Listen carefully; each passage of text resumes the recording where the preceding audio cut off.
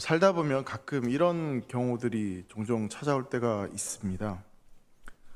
직장에서 정말 이유 없이 나를 막 괴롭히던 그 직장 상사가 그보다 조금 더 높은 직장 상사에게 소위 말해서 막 깨질 때, 나를 막 괴롭히던 그 상사가 다른 사람한테 막 혼나고 막 뭐라 그 욕을 먹을 때, 그때 그럴 때 있고요.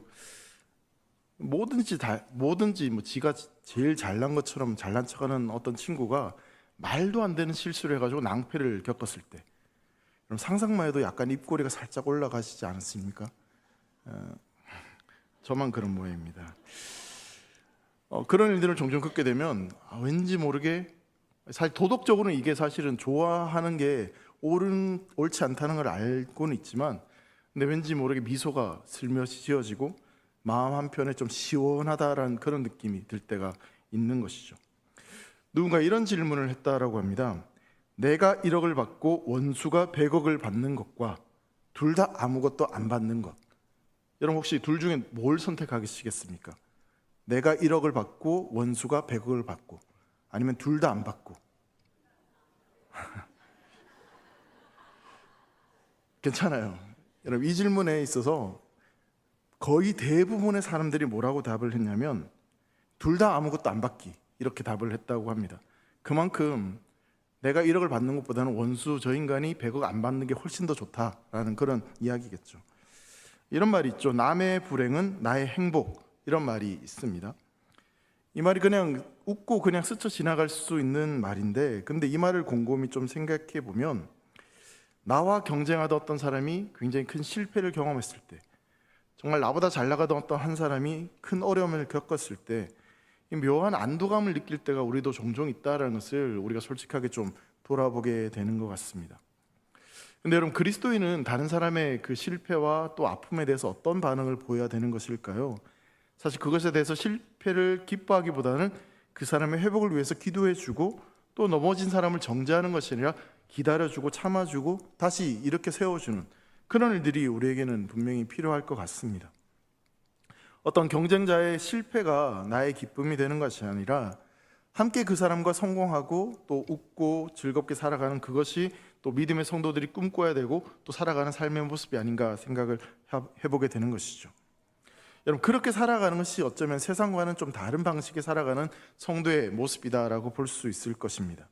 근데 우리는 사실 종종 그렇게 살아가야 되는 것을 알긴 알지만, 이 다른 사람의 실패, 그리고 정말 내가 미워하는 그 사람의 어떤 어려움을 겪었을 때 나도 모르게 이제 그 사람을 위해 기도해 주기보다는 잘 됐다, 아이고 그렇게 잘난 체하더니 꼴 좋네, 그런 마음이 들 때가 종종 있다라는 것이죠.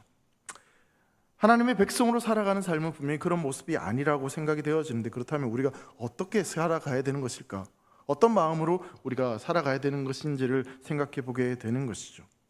여러분, 우리는 세상과 구별된 그런 존재로 살아가야 됩니다.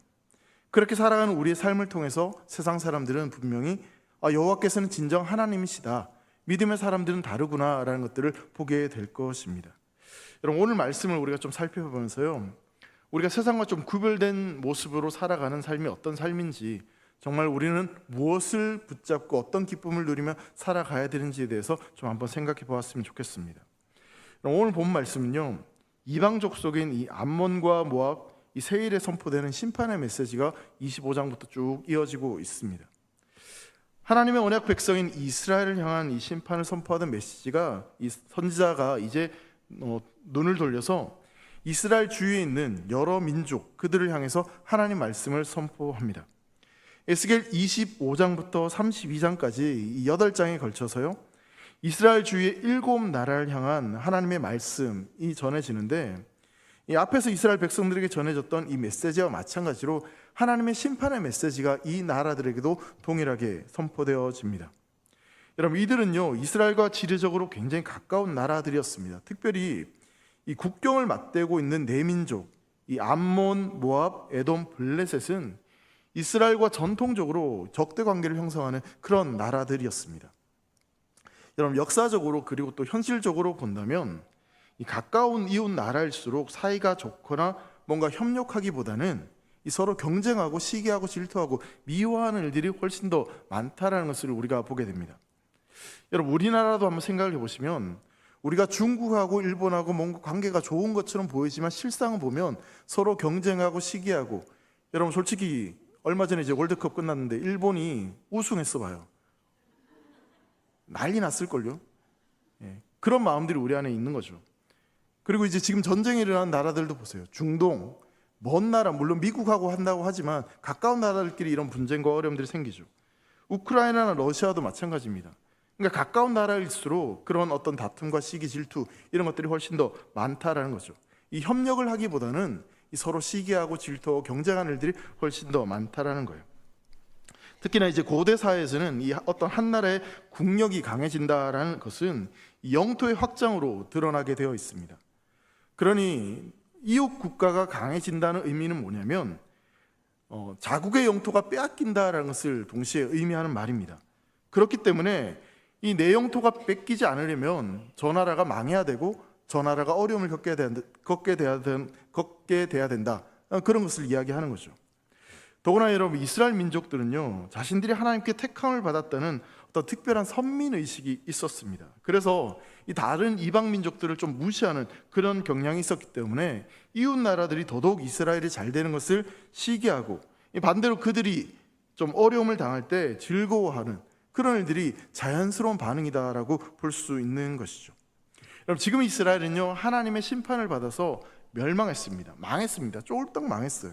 그러니까 주변 나라들은 그 이스라엘이 망한 모습을 보면서 어떻게 생각했냐면 참 고소하다, 꼴 좋다, 뭐 그렇게 여길 만한 그런 상황들이 된 것이죠. 이제 오늘 본문 1절과 7절 말씀 보면 암몬 족속이 바로 그런 태도를 보였다는 것을 보게 되는데요. 여러분, 이들은 이스라엘과 얼굴을 맞대고 요단 동편에 살던 그런 민족들이었습니다. 이스라엘 영토는 주로 요단 서편에 자리하고 있었지만 이 요단 동편에서 이스라엘 두 지파 반이 자리를 잡고 그렇게 살아왔습니다.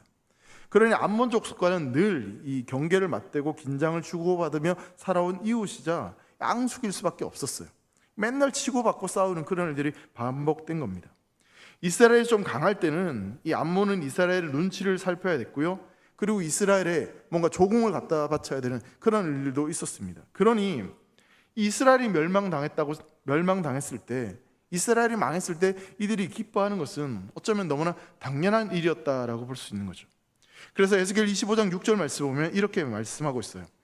주 여호와께서 이같이 말씀하셨느니라. 내가 이스라엘 땅에 대하여 손뼉을 치며 발을 구르며 마음을 다하여 멸시하며 즐거워하였나니 라고 말씀하고 있는데요, 이스라엘이 망하니까 이 암몬이 어떻게 했냐면 막 손뼉을 치는 겁니다. 발을 구르면서 좋아가지고 막 어쩔 줄 모르는 그런 지금 행동을 이렇게 표현을 하고 있는 거예요.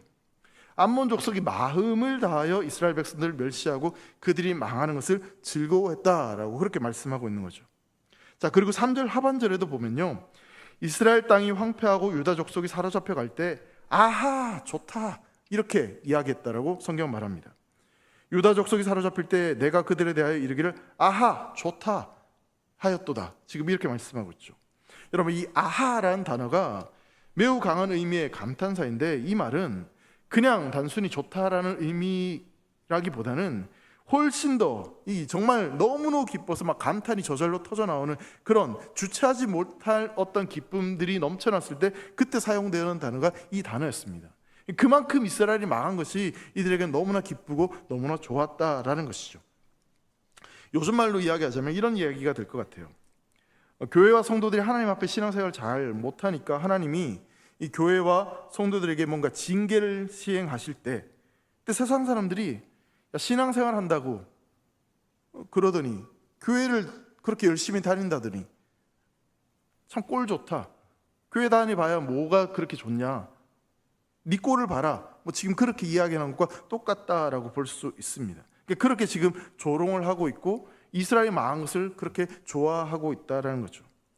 자, 근데 이런 암몬 족속의 이런 모습을 보시면 하나님께서 뭐라고 말씀하시냐면요, 그렇게 하는 것이 잘못됐고 또 그것을 통해서 너희가 심판을 받게 될 것이다 라고 말씀하세요. 7절 말씀 보면요, 그런즉 내가 손을 내 위에 펴서 너를 및 다른 민족에게 넘겨주어 노략을 당하게 하며 너를 만민 중에서 끊어버리며 너를 여러 나라 가운데에서 패망하게 하여 멸하리니 내가 주 여호와인 줄을 너희가 알리라 하셨다 하라 라고 말씀하고 있습니다. 하나님이 이들을 심판하시는데 그 이유가 뭐냐면 암몬 족속이 이스라엘의 멸망을 마음을 다하여 즐거워하였기 때문에 너희는 심판받을 것이다 라고 말씀하고 있는 거죠. 그럼 잠언 24장 17절 말씀을 보면요, 내 원수가 넘어질 때 즐거워하지 말라라고 이렇게 말씀하고 있습니다. 그러니까 누군가의 실수와 실패를 보면서 뭔가 우월감을 느끼거나 즐거워하는 마음을 하나님께서는 결코 기뻐하지 않으신다라고 말씀하고 있는 것이죠. 여러분, 에스겔 25장에는요 지금 등장한 이 암몬뿐만 아니라 모압, 이 세일이 나오는데, 그럼 세일은 사실 에돔의 다른 이름입니다. 그리고 나서 이제 블레셋 족속에 대한 하나님 심판이 쭉 이어지고 26장과 28장에는 두루와 시돈에 대해서 나오고요, 그리고 29장에서 32장에는 마지막으로 애굽에 대한 심판이 계속해서 이어지고 있습니다. 이스라엘 주위에 있었던 7나라가 모두 하나님 심판을 받게 된다는 말씀이 계속해서 나오고 있는 거죠. 특별히 25장에 등장하는 이 네 족속 암몬, 모압, 에돔, 블레셋, 이들이 심판받는 이유는 성경에서 뭐라고 이야기하고 있냐면요, 이스라엘 멸망당하는 모습을 보면서 그들이 보인 태도 때문에, 그들이 했던 그런 마음과 생각들 때문에 그들이 심판을 당한다라고 말씀하고 있어요. 하나님 네 족속을 책망하시는 구절들을 조금 몇 가지 살펴보면 8절 말씀 보면 주 여호와께서 이같이 말씀하셨느니라 모압과 세일이 이르기를 유다 족속은 모든 이방과 다름이 없다 하도다 라고 말하고 있는데요, 모압과 세일이 유다 족속에 대해서 뭐라고 이야기하냐면 너는 이방 나라와 다를 바가 없어 라고 하면서 비아냥거리며 지금 조롱을 했다라는 거예요. 그 12절 말씀 보면 주 여호와께서 이같이 말씀하셨느니라 에돔이 유다 족속을 쳐서 원수를 갚았고 원수를 갚음으로 심히 범죄하였도다. 에돔은 한 발 더 나아가서 유다를 멸망시키려는 세력과 힘을 합쳐서 이 보복을 했다라고 이야기합니다. 그럼 원수를 갚았다라고 이야기하죠. 그 15절에 보면 주 여호와께서 이같이 말씀하셨느니라 블레셋 사람이 옛날부터 미워하여 멸시하는 마음으로 원수를 갚아 진멸하고자 하였도다라고 말합니다. 여기 보면 이제 블레셋 역시 이 오랜 원한을 가지고 멸시하는 마음으로 유다를 진멸하고자 했다라고 성경을 말하고 있습니다. 여러분, 왜 이들이 이토록 이 하나님의 백성인 이스라엘 백성들을 적대시하고 멸시하고 보복하고 진멸하려고 그렇게 했을까요? 물론 이제 자기들에게 피해를 주고 또 이 나라가 강해지면 어려움을 당하니까 그런 이유들도 있습니다. 근데 근본적으로 지금 이 이방 나라들이 이 유다 왕국 이스라엘을 정말 멸시하고 그렇게 조롱했던 이유는 유다 왕국을 경쟁자로 생각했기 때문에 그렇습니다. 유다 왕국이 더 커지면, 더 힘이 있으면 우리가 힘들어지기 때문에 결코 이들이 더 성장하고 더 잘 돼서는 안 된다, 그런 마음이 있었다는 거예요. 이들이 한정된 어떤 영토를 가지고 있으면서 유다 왕국과 싸우는 경쟁 국이었기 때문에 유다의 멸망이 훨씬 더 이들에게는 좋은 것이었고 또 그것을 훨씬 더 기뻐했다라는 것입니다. 즉 이 말은 뭐냐면요, 이들에게 이스라엘 백성들은 그냥 함께 더불어 잘 살고 또 잘 먹고 해야 되는 그런 이웃의 개념이 아니었던 거예요.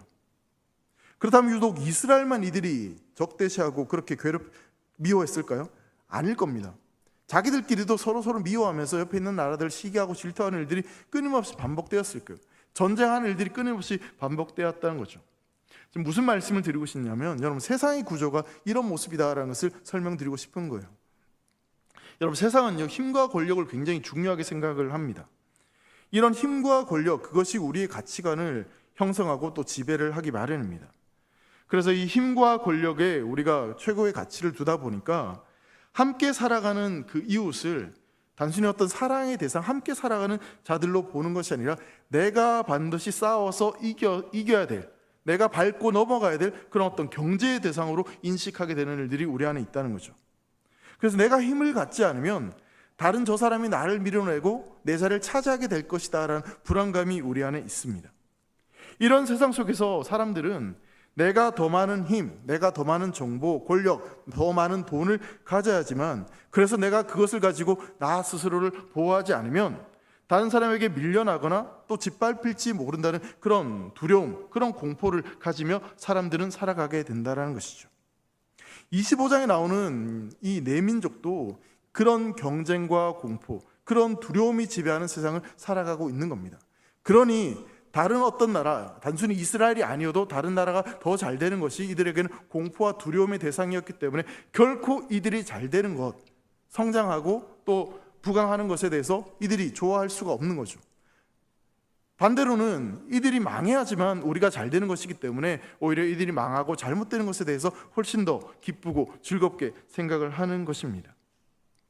이웃 나라가 잘 되면 배가 아프고 꼴 보기 싫고 불안해지는 그런 일들이 이들에게 있었던 것입니다. 그러니 이스라엘의 멸망을 자기들의 기회로 생각했고 즐거움으로 생각을 하게 되는 겁니다.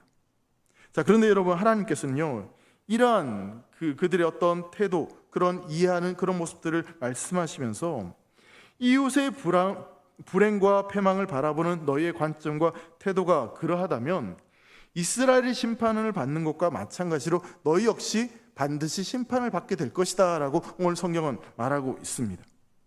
이렇게 이방 민족을 심판하시겠다고 하시는 그 하나님 말씀을 우리가 그냥 단순히 표면적으로 보면 택하신 백성, 이스라엘 백성들에 대한 하나님의 어떤 배타적인 사랑 때문에 그래서 이방 민족을 하나님께서 이렇게 적대하시고 그들을 멸망시키겠다, 심판하시겠다 하는 것처럼 그렇게 보여질 수도 있습니다.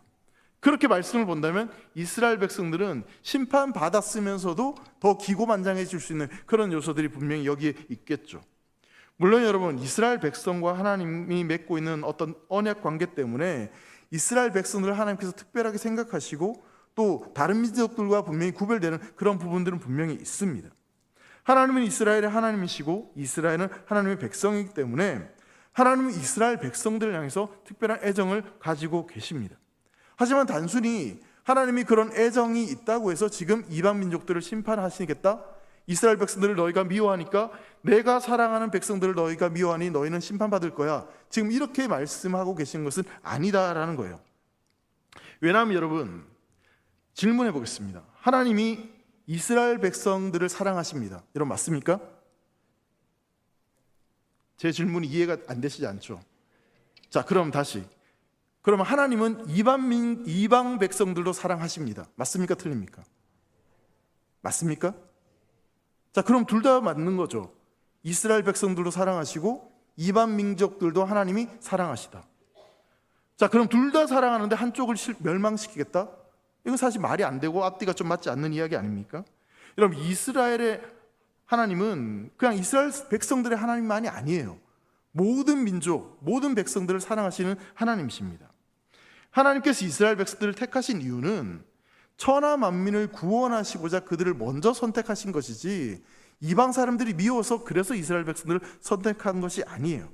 그러니 앞에 이야기했던 것처럼 너희가 이스라엘 백성들을 미워하니까 내가 사랑하는 백성들 너희가 미웠으니 나도 너희 미워, 그래서 너희 심판할 거야, 단순히 그렇게 말씀을 봐서는 안 된다라는 거예요. 이방 민족들을 심판하시는 하나님의 말씀은 그들의 삶의 태도와 방향이 계속해서 누군가를 미워하고 시기하고 질투하고 그들이 망하는 것을 좋아하는 그런 어떤 죄악된 습성으로 끊임없이 살아가면 너는 결국은 심판받을 수밖에 없다라는 것을 계속해서 지금 일깨우고 계시는 그런 말씀이에요. 이웃을 사랑의 대상, 함께 살아가야 될 어떤 존재로 이해하지 않고 경쟁자로 여겨서 내가 저 사람을 짓밟아야 되고 저 사람을 무찔러야 되고 그래서 내가 저 사람보다 더 성공해야지만 그래야지 성공하는 것처럼 생각하는 것은, 그런 삶의 방식을 고수하는 것은 결코 하나님께서 기뻐하시는 것이 아니다라는 것을 말씀하고 있는 거예요. 누가 죽어야지만 내가 사는 삶, 누가 손해를 봐야지만 내가 이익을 얻는 그런 삶의 결론은 결국은 망하고 심판뿐이다라는 것을 말씀하고 있는 거예요. 그래서 여러분, 오늘 말씀을 자세히 보시면요, 단순히 너희가 이스라엘 백성들을 미워하니까 너희는 심판받을 거야, 그렇게 끝나지 않아요. 이스라엘 향한 하나님께서 심판을 전하셨을 때도 그랬던 것처럼 여러분, 이방 민족들에게도 하나님의 이 심판 메시지를 하시고 난 뒤에 가장 뒤에 보면 마지막에 하나님께서 뭐라고 말씀하시냐면요, 내가 여호와인 줄 너희가 알리라, 지금 이렇게 말씀하고 있어요. 심판을 말씀하시면서 맨 마지막에 뭐냐면 내가 여호와인 줄 너희가 알리라, 이렇게 말씀하고 있다는 거예요. 여러분, 이방 민족들이 받을 심판을 말씀하신 뒤에 마지막에는 끊임없이 반복해서 뭐라고 말씀하시냐면 내가 여호와인 줄 너희가 알리라, 반복해서 말씀하세요. 여러분, 특별히 에스겔서에는요 이런 표현이 60회 이상 계속 끊임없이 반복되고 있습니다. 그만큼 굉장히 중요한 말씀이다라는 거죠. 즉, 하나님이 이들을 심판하신 이유는 그들을 심판하고 그들을 죽이고자 함이 아니라, 잘 들으세요, 그들이 여호와 하나님을 알게 하고자 그들을 심판하신다. 지금 이렇게 말씀이 이어지고 있는 겁니다. 여러분, 여기까지 이해가 되십니까? 이방 민족을 향해서 심판의 메시지를 선포하시면서 하나님께서 그 심판을 행하신 이유를 뭐라고 이야기하냐면 너희가 여호와 하나님을 알게 하고자 내가 너희를 심판한다, 이렇게 말씀하고 있는 거예요. 물론 겉으로 드러난 모습은 그들이 이스라엘 미워하고 시기하고 질투하고 그런 모습들이 그들의 죄악된 모습인데, 근데 그런 모습들을 심판하시면서 하나님께서는 너희가 여호와를 알게 하기 위해서 내가 이런 심판을 하겠다라고 말씀하고 있는 거예요. 그럼 여기서 알다라는 이 말은요, 단순히 머리로만 아는 그런 어떤 알에 대해서 이야기하는 것이 아니라 관계적인 차원에서 친밀한 관계를 아는 그런 의미를 담고 있는 이야기입니다. 내가 여호와인 줄 알리라. 여러분, 이 말씀을 우리가 좀 이해하기 위해서는요, 출애굽기 34장의 말씀을 살펴보는 것이 도움이 될 수 있습니다. 34장 5절과 6절 말씀에 이렇게 말씀하고 있어요. 여호와께서 구름 가운데에 강림하사 그와 함께 거기 계셔 여호와의 이름을 선포하실세 여호와께서 그의 앞으로 지나시며 선포하시되 여호와라 여호와라. 뒤에 보시면 이제 여호와 하나님의 성품에 대해서 여호와 하나님이 어떠한 분이신지 이렇게 소개합니다.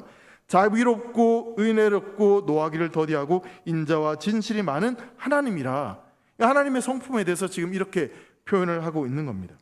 하나님이 당신의 이름, 그 이름을 가리키는 하나님의 본질 성품을 분명하게 선포하시는데, 그 선포 속에서 하나님은 자비롭고 은혜롭고 노하기를 더디하시며 인자 진실이 많은 분이다 라고 이렇게 말씀하고 있습니다. 여러분, 출애굽기 34장 이 말씀이 나오는 맥락이 어떤 배경에서 나온 말씀이냐면요, 출애굽기 32장부터 이어지는 말씀의 맥락에서 지금 이 표현이 나오고 있는 거예요. 출애굽기 32장이 그렇다면 어떤 사건이 나오냐, 우리가 너무나 잘 알고 있는 사건이 여기에 등장하는데, 이스라엘 백성들의 반역 사건, 즉 금송아지 사건이 바로 여기에서 일어납니다. 32장 1절 말씀 보면 이렇게 말씀하고 있어요. 백성이 모세가 산에서 내려옴이 더딤을 보고 모여 백성이 아론에게 이르러 말하되 일어나라, 우리를 위하여 우리를 인도할 신을 만들라. 이 모세 곧 우리를 애굽 땅에서 인도하여 낸 사람은 어찌 되었는지 알지 못함이니라. 여러분, 금송아지 사건은요, 하나님이 자기 백성들과 함께 거하기를 위하여 백성들에게 선막을 짓도록 그렇게 모세에게 지침을 주는 말씀과 그 지침대로 성막을 건설하는 그 말씀 사이에 지금 이 사건이 나오고 있습니다. 즉, 온 우주를 창조하신 하나님이 자기 백성과 함께 하심을 보여주기 위해서 이스라엘 백성들 가운데 집을 짓게 하시고 거기에 거하시겠다라고 말씀하셨어요. 당시 이스라엘 백성들은 광야를 지나는 길이었기 때문에 장막, 즉 텐트를 치고 그렇게 살았죠.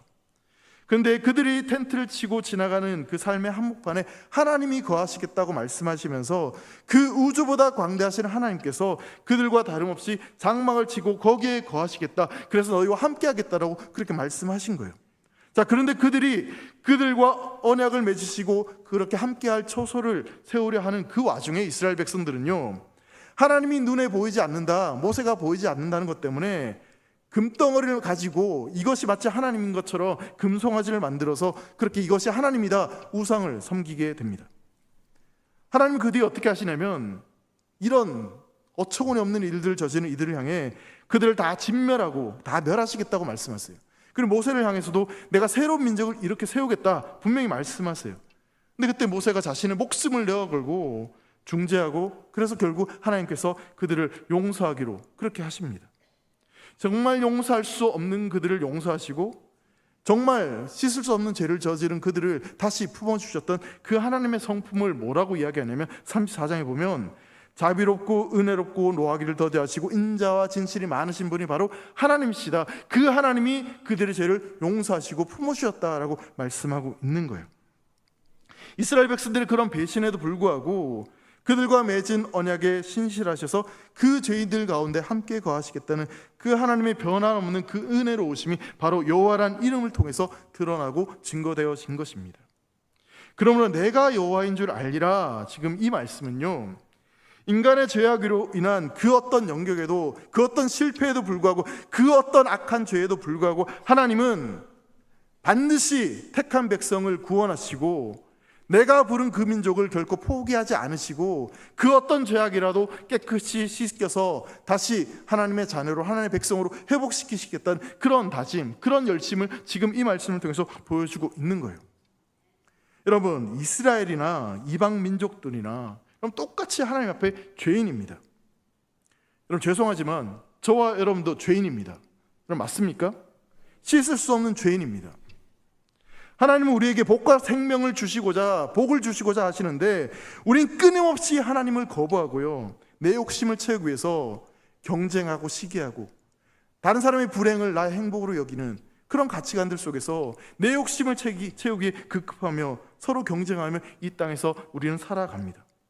근데 그런 우리의 악한 모습에도 불구하고 그렇게 살아가면서도 끊임없이 갈급함을 느끼는 우리 인생을 향해서 하나님은 우리에게 뭐라고 말씀하시냐면, 너 그렇게 살면, 너 그렇게 경쟁하고 시기하고 다른 사람의 불행을 너의 행복으로 여기며 그렇게 살아가다가는 결국 너는 행복해질 수 없기 때문에 너의 삶을 내가 지금 멈춰 세우고 돌이켜서 하나님의 백성으로 여호와가 어떤 분이신지를 알게 하시겠다라고 지금 그런 말씀을 지금 우리에게 하고 있는 거예요. 여러분, 이스라엘뿐만 아니라 지금 하나님은요, 이방 백성들에게도 동일하게 하나님이 여호와이신 줄을 알게 하시겠다라고 말씀하고 계십니다. 하나님께서 그렇게 이방 민족들도, 그 악한 죄를 범한 그들도 여호와를 알게 하는 하나님의 백성으로 이렇게 세우시겠다라고 말씀하고 있는 거예요. 사랑하는 성도 여러분, 여러분이 암몬 족속을 향해서 또 이방 족속을 향해서 하나님께서 하시는 이 말씀을 통해서 우리가 반드시 기억해야 될 것은요, 하나님의 은혜는, 그리고 그 하나님은요, 우리의 생각보다 더 크고 위대하시고 더 크신 은혜를 우리에게 주시는 분이심을 여러분 꼭 믿으시길 주의 이름으로 축원합니다. 여러분, 그런 하나님이시기 때문에요, 죄송하지만 저와 여러분들을 구원하신 겁니다. 하나님의 그 은혜가 무궁무진하기 때문에 우리가 이 자리에 있는 것이고 하나님의 자녀로 하나님을 예배할 수 있게 된 것이죠.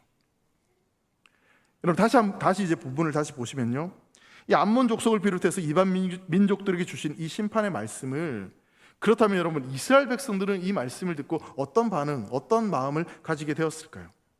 여러분, 25장부터 이어지는 이방 민족을 향한 말씀을 쭉 보면요, 하나님이 선지자를 통해서 이스라엘 주위의 이방 민족들에게 심판의 메시지를 전하고 있지만, 그래도 어쨌든 이 말씀을 가장 먼저 듣는 이들은 누구냐면 이스라엘 백성들입니다.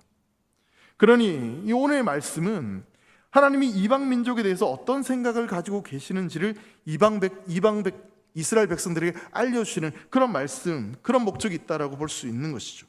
자, 그렇다면 이스라엘 백성들은요, 지금 이 하나님의 말씀을 들었을 때 어쩌면 좀 당황했을지도 모르겠습니다. 왜냐하면 언약 백성들에게 심판을 선언하시면서 똑같이 내가 여호와인 줄 너희가 알리라 그렇게 말씀하셨는데, 이방 사람들에게도 똑같이 그렇게 말씀을 하고 계시기 때문에 그렇습니다. 그러니 언약 백성인 우리와 저 사람들이 별로 차이가 없네? 오히려 우리가 언약 백성으로 택함받아서 우리가 더 고생하고 더 힘들게 사는 거 아니야? 그런 생각을 했을지도 모르겠죠. 어차피 하나님이 언약 백성을 통해서 이방인들까지 구원하신다면 차라리 이방인들처럼 우리도 하나님 신경 쓰지 않고 그냥 내 마음대로 내 생각대로 그렇게 마음대로 살다가 그렇게 하나님께 부름받아 마지막 순간에 구원받으면 되는 거 아니야? 그런 생각을 했을지도 모릅니다. 여러분, 하나님은요, 언약 백성이 이방 민족들과 구별 없이 사는 것을 용납하지 않으십니다. 여러분, 하나님께서 이스라엘 부르신 이유가 무엇입니까? 그것은 이스라엘만 특별하기 때문에, 그래서 그들에게 구원을 주시기 위해서 부르신 것이 아니라, 여러분, 그들을 통해서 천하 만민이 복을 얻게 하기 위해서 하나님이 이스라엘 백성들을 택하시고 부르셨습니다. 그러니까 언약 백성과 이방인의 구별은 어떤 차별하기 위해서가 결코 아니다라는 거예요. 그러니까 이스라엘 백성들이 먼저 복을 받아서 그 복을 흘려보내서 모든 민족이 하나님의 복을 누리도록, 그래서 이스라엘 백성들을 하나님께서 택하셨고, 그 하나님의 복이 얼마나 풍성한지를 보여주기 위해서, 증거하기 위해서 이스라엘 백성들을 택하셨고 또 이스라엘 백성들을 구별하신 것입니다. 이러한 비전 속에서 이스라엘 백성들에게는 그 복을 온전히 누릴 기회가 분명히 있었습니다. 그러나 그들은 스스로 그 복을 놓쳐버리고 말았죠. 여러분, 하나님이 아브라함을 부르셨을 때요, 이렇게 말씀하십니다. 우리가 너무나 잘 알고 있는 창세기 12장 말씀인데요, 1절부터 3절에 이렇게 말씀합니다. 여호와께서 아브라함에게 이르시되 너는 너의 고향과 친척과 아버지의 집을 떠나 내가 내게 보여줄 땅으로 가라. 내가 너로 큰 민족을 이루고 내게 복을 주어 내 이름을 창대하게 하리니 너는 복이 될지라.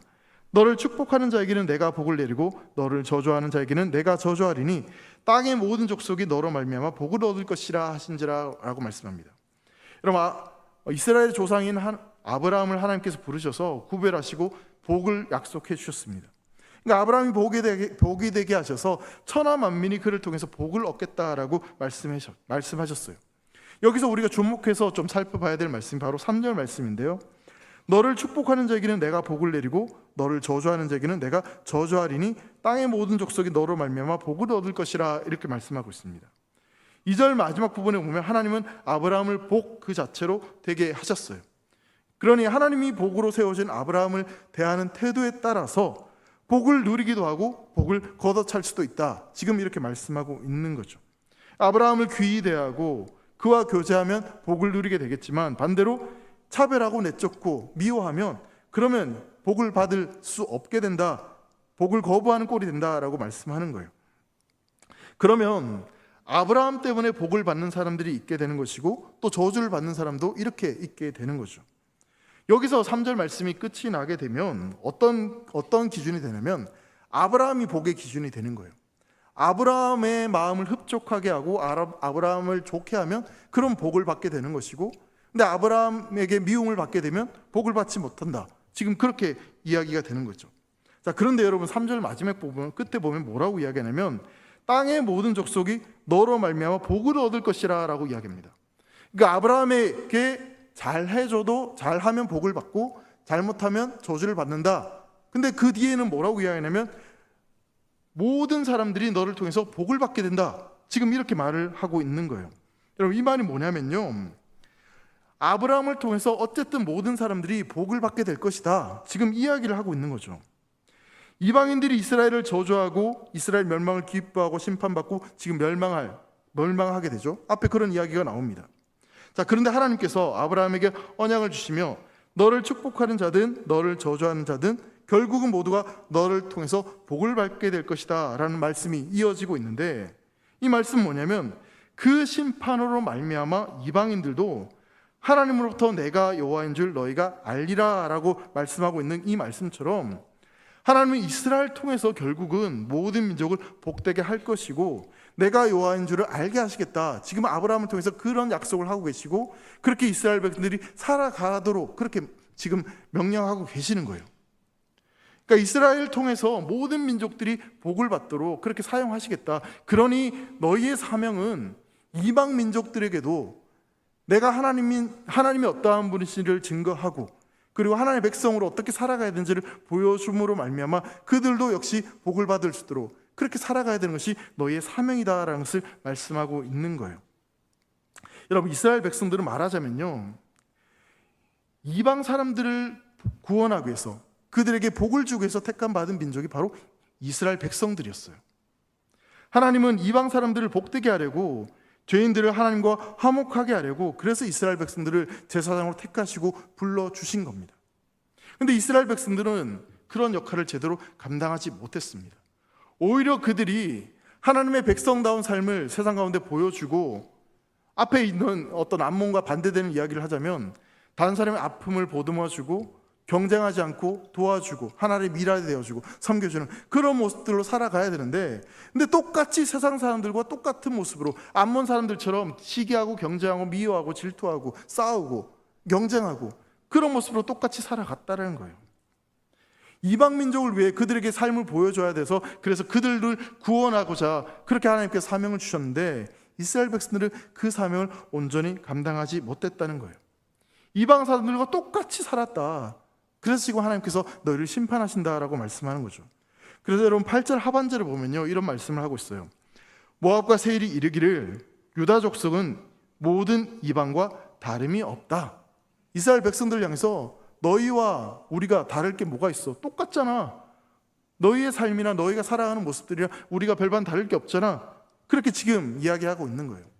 물론 이스라엘 백성들 그들을 향해서 이들이 좀 비아냥거리는 그런 표현일 수 있지만 여러분, 유다 족속과 이방 사람들이 다를 바가 없었던 것이 그게 진짜 사실이 맞습니다. 그래서 하나님은 이스라엘을 심판하십니다. 이스라엘도 이방 나라들과 다를 바 없이 경쟁하고 저주하고 그렇게 살았기 때문에 그들이 심판을 받는 겁니다. 그리고 이스라엘의 패망을 보며 다른 사람의 불행을 기뻐하는 이방 민족들도 똑같이 심판하시는 거죠. 여러분, 말씀을 정리하면 이런 이야기가 되는 거죠. 여러분, 지금 25장에 보면 이방 족속들에 대해서 하나님께서 심판의 메시지를 선포하시는데 그들이 멸망받는 이유가 이스라엘이 망한 것을 고소해하고 잘됐다, 정말 잘됐다, 너희가 망하는 것이 당연한 거야, 뭐 그렇게 좋아했던 그런 것들 때문에 심판하시겠다고 말씀하시는데 근데 여러분, 이스라엘 백성들도 똑같다는 거예요. 경쟁하고 시기하고 질투하고 사랑으로 베풀어주고 섬기는 그런 모습들이 아니라, 저 나라를 무찔러야지만, 내가 저걸 밟고 넘어서야지만, 그래야지만 내가 성공할 수 있다는 그런 가치관, 세상적인 가치관으로 똑같이 살아갔기 때문에 이스라엘도 멸망받고 이방 민족들도 하나님의 심판을 받는다, 지금 이렇게 말씀하고 있는 거죠. 하나님께 택함을 받았다면 그 제사장으로서 하나님의 백성다운 삶을 보여줘야 되는데, 똑같이 세상 사람들처럼 이방 민족들과 똑같은 모습으로 살아가니 그들도, 이스라엘 백성도 심판받을 수밖에 없다라는 거예요. 근데 여러분 보세요. 똑같이 그렇게 심판을 받는 이들에게 하나님께서 마지막에 뭐라고 말씀하시냐면요, 하나님이 어떠한 분이신지를 너에게 알게 하겠다라고 말씀하고 있어요. 여러분, 하나님이 어떤 분이십니까? 하나님은요, 우리가 아무리 악한 죄를 지었다 할지라도 그 죄인을 사랑하시는 분이 바로 우리 하나님이십니다. 여러분 믿으십니까? 하나님은요, 그 어떤 사람도 구원하기를 원하시지 그 사람이 지옥 가서 멸망당하기를 원하지 않으십니다. 그런 하나님을 알게 하겠다라고 말씀하시는 거예요. 즉 이방 민족들도, 이스라엘 백성들도 내가 결코 포기하지 않고 내가 반드시 너희를 구원하겠다, 내가 반드시 너희를 하나님의 자녀로 다시 회복시키겠다, 지금 이 말씀을 하고 계시는 거예요. 여러분, 생명의 길이 바로 여기에 있는 겁니다. 하나님과 연합하고 하나님을 의지하고 그 하나님만 바라보았을 때 그때 바로 거기에 생명이 있고, 또 그 일 가운데 우리에게 진정한 기쁨과 행복이 있다는 사실을 여러분 꼭 기억하셨으면 좋겠어요. 여러분, 그 일을 감당하라고요, 하나님께서 우리를 지금 부르신 것입니다. 하나님을 더 깊이 알고, 그리고 정말 하나님의 백성답게 하나님의 백성다운 삶을 세상 가운데 보여주면서 시기하고 경쟁하고 싸워서, 그래서 결국 내가 더 많은 것을 얻어야지만 행복한 삶을 살아가는 것이 아니라, 하나님과 연합하고 하나님 백성다운 삶을 살아가는 그 삶이 진정한 행복과 진정한 기쁨이 있다는 사실을 보여주고, 또 그것을 증거하며 살도록 하나님께서 우리를 택하시고 불러주셨다라는 사실입니다. 여러분, 저 사람의 불행 때문에 기뻐하는 삶이 아니라 우리 하나님의 말씀대로 하나님 뜻대로 살아가는 삶을 통해서 하나님이 주시는 진정한 기쁨을 누리시는 저와 여러분들 되기를 간절히 소망합니다. 여러분, 이스라엘이 이방 민족을 위하여 부르심을, 택하심을 받았듯이, 여러분 지금 우리는요, 이 땅 가운데 믿지 않는 자들을 위해서 하나님이 우리를 택하시고 부르셨습니다. 그렇다면 우리는 다른 사람의 불행을 나의 행복으로 여기는 그런 삶의 방식을 거부하고, 다른 사람의 실패를 기뻐하기보다 그 사람이 실패했을 때 그 사람을 위해 기도해주고 품어주고 참아주고, 그리고 넘어진 사람이 있으면 그 손을 붙잡아서 다시 이렇게 세워주고 붙들어주는 그런 삶을 살아가는 것이 하나님께서 우리에게 원하시는 삶인 줄 여러분 믿으시기를 바랍니다. 여러분, 그렇게 우리가 살아갈 때요, 우리를 통해서 사람들은요, 세상 사람들은 여호와 하나님이 어떠한 분이신지를 분명히 알게 될 줄 믿습니다. 이웃의 불행이나 실패를 기쁨으로 삼는 것이 아니라 오직 이 역사를 주관하시는 하나님을 알아가는 것, 그것이 여러분들에게 진정한 기쁨이 되기를 주의 이름으로 축복합니다. 하나님은요, 우리를 택하시고 부르셨습니다. 이 악한 세상 속에서 세상의 가치관대로 살아가는 것이 마치 성공하는 것처럼, 그것이 행복인 것처럼 살아가는 그런 세상 속에서 그런 삶이 진정한 행복이 아니라 하나님 말씀대로 살아가고, 내가 손해보고 내가 넘어지고 내가 뭔가 희생해서 그래서 다른 사람을 세워주는 그것이 진정 행복하고 진정 복된 삶이라는 것을 보여주기 위해서 우리를 택하여 주셨습니다. 저 여러분들이 그런 삶을 통해서 하나님의 영광을 세상 가운데 드러내고 우리 교회가 그렇게 쓰임받는 복된 삶이 되시기를 주의 이름으로 축원합니다. 기도하겠습니다.